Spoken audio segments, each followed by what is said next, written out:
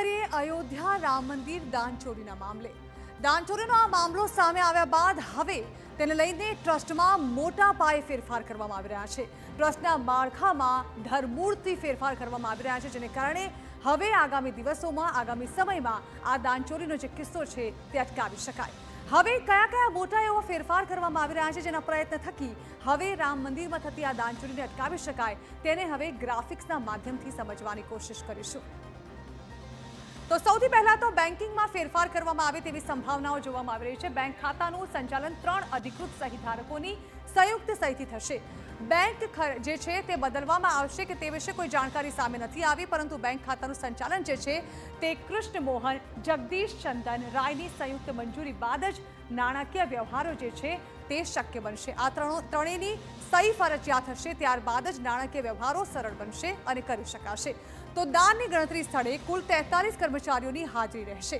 હવે જે કર્મચારીઓ છે તેની સંખ્યા પણ વધારી દેવામાં આવી છે, જે 43 કરવામાં આવી છે, એટલે કે દાનની ગણતરી થશે તે સમયે વધુ કુલ 43 કર્મચારીઓની નિમણૂક કરવામાં આવશે, જેઓ તેના પર દેખરેખ રાખશે।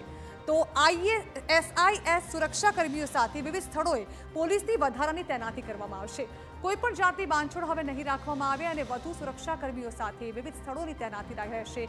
તો સાથે જ 13 નવા CCTV પણ લગાવવામાં આવશે। આ પહેલાના જે CCTV હતા તે મિટાવી દેવામાં આવ્યા હતા તેવા આક્ષેપો હતા, ત્યારે હવે દાનપેટીથી ગણતરી સુધી સમગ્ર પ્રક્રિયા કેમેરાની નજર હેઠળ રહેશે। પહેલા પણ CCTVની અંતર્ગત થતી હતી, પરંતુ તેને મિટાવી દેવામાં આવ્યા હોવાના આક્ષેપોની સાથે હવે 13 નવા CCTV અહીં લગાવવામાં આવશે, જેની દેખરેખમાં એટલે કે અંદરમાં સર્વેલન્સમાં આ કામગીરી થશે।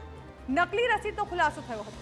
તપાસમાં ટ્રસ્ટના નામે છપાયેલી જે નકલી રસીદ હતી તેની એક બુક મળી આવી છે, જેમાં જે અમાઉન્ટ લખવામાં આવતી હતી, જે મેન્શન કરવામાં આવતી હતી, તે આખી જે રસીદ છે તે એક નકલી બુક હતી, રસીદ બુક, તેમાંથી તે લેવામાં આવતી હતી અને તેમાં કેટલાક આંકડાઓ મેન્શન કરવામાં આવ્યા હતા।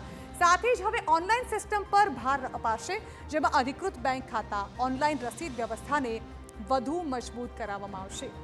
એટલે કે દાનની આખી જે રકમ છે, તમામ જે ગણતરી હશે તે મોટા ભાગે ઓનલાઈન કરવાનો પ્રયત્ન કરવામાં આવશે, જેના માટે અધિકૃત બેંક ખાતા અને ઓનલાઈન રસીદની વ્યવસ્થા જે છે તે વધુ મજબૂત બનાવી શકાશે। એટલે આ એવા કેટલાક ફેરફારો છે જેના થકી હવે આગામી દિવસોમાં આ દાનચોરી અટકાવી શકાય તે માટેના પૂરેપૂરા પ્રયત્ન કરવામાં આવશે। અને હવે વાત કરવાની છે અન્ય એક મુદ્દા।